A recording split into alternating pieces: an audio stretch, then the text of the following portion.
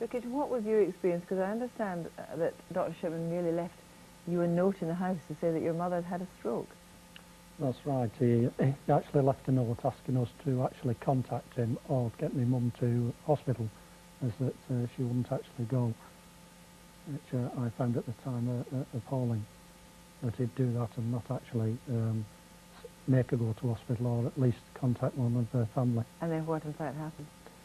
Well, obviously when my family got home, then they found my mum dead, the same way as most of the others have. So you now know that he had killed her and then written a note to you? That's right, yeah. Professor Cantor, it seems like an appalling cold-blooded catalogue of death.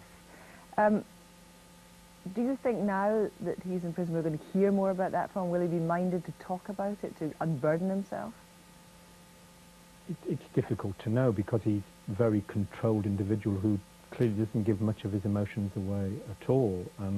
But the motive, there doesn't seem to be a motive. I mean, there's certainly money, financial was one motive, but not in all cases. Well, that was only at the very end. I mean, I think it's very difficult when you look at the situation now. You've got to really see how he grew into this whole activity. Perhaps in the early stages, perhaps some of his early victims, he just gave them an overdose without intending to kill them. He then saw the consequences of this, felt he could get away with it, and then began to think more and more about that as a way of dealing with various situations. He clearly, in that community, he was regarded as a very significant individual and felt his judgments were right, and perhaps there was something more he could get out of it. As that unfolded, he then perhaps began to think he could possibly make some money out of it and begin to think of himself as doing that in a much more focused way. Have you ever come across anything like this before? In the annals of serial killers, there's nothing really like this at all. We can understand people who come from very disturbed backgrounds, in very deviant situations, who have very peculiar sexual habits or whatever. Those we can see how they give rise to somebody who will be very disturbed and kill others. But in a situation like this, it's very, very difficult. But you were faced, as coroner, with a concern by a GP who came to you and said, look, I can't understand why I'm having to sign all these cremation certificates. But the very fact was that you had never actually saw any death certificates from that surgery over a long period, and yet you'd more than 3,200 patients. You would think that you would see some of them if someone had died in an accident or whatever. But his seemed to be the perfect cases of death that never came to you. Don't you think that was odd?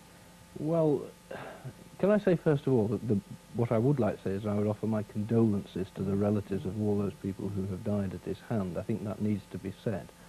In terms of the question you've just put to me, it may be that my office dealt with the death of some of his patients, but if, for instance, they died at a hospital or died in road traffic accidents, I wouldn't necessarily know who the GP was anyway in that situation. But looking now at the business of cremation certificates and so forth, I'm absolutely making sure that a second doctor talks to relatives and so forth. It seems now ridiculous that wasn't done before. Well, that obviously should be done, and that is outside the remit of the coroner. By definition, these deaths were matters which were dealt with by the doctor, were certified by the doctor, were never reported to me as coroner. My first involvement was in an unofficial capacity, as it were, in March of '98, and then officially in July, August of '98. Coming to you, John Chisholm, do you now think that the trust people have in doctors has taken a battering today, in the sense of people who don't think for 1 minute, I suppose, that their GPs could be capable of that, but nobody thinks any GP could be capable of that? Well, this is an evil, callous murderer who happened to be a doctor, and it's Shipman that's guilty here and not British general practice.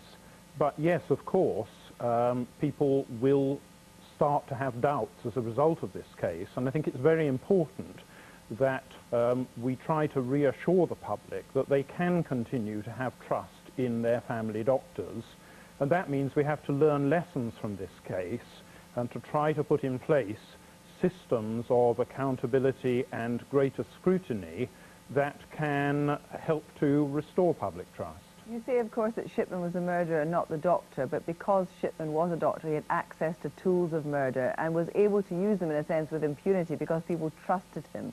Do you think people should be more questioning, generally, of what happens in surgeries?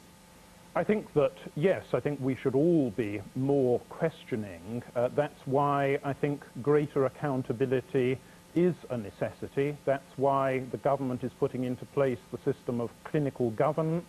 That's why the profession is putting into place a system called revalidation. These are both methods of quality assuring doctors in order to reassure the public that doctors are fit to practice, are keeping up to date, and that the public can trust in them.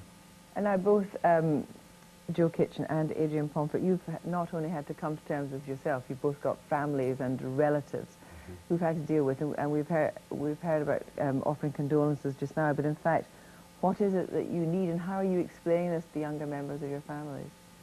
Well, the only way that I could think of easing the pain and the grief, I've explained to my son William and the grandchildren and the rest of the family that the only way of looking at this is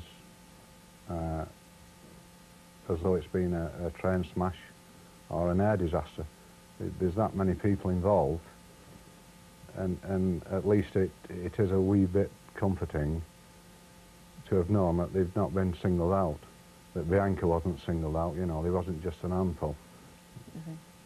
I think that's a very intelligent way of looking at this. It is a disaster in many ways, and like many disasters, we'll see there were all sorts of precursors, all sorts of hints and indications that came to the fore and that were ignored and was built up, and it really, the whole activity grew out of various possibilities that Shipman took advantage of. Just very briefly and finally, your mother was a victim, but has not formally been called a victim. Do you hope now that there will be further investigation in order to ascertain the absolute cause of death? Yeah, I think this investigation is obviously going to go on, and obviously for myself and other families in this position, we'd certainly like to see the investigation continue and hope that more charges are made. Thank you all very much indeed. Adventures.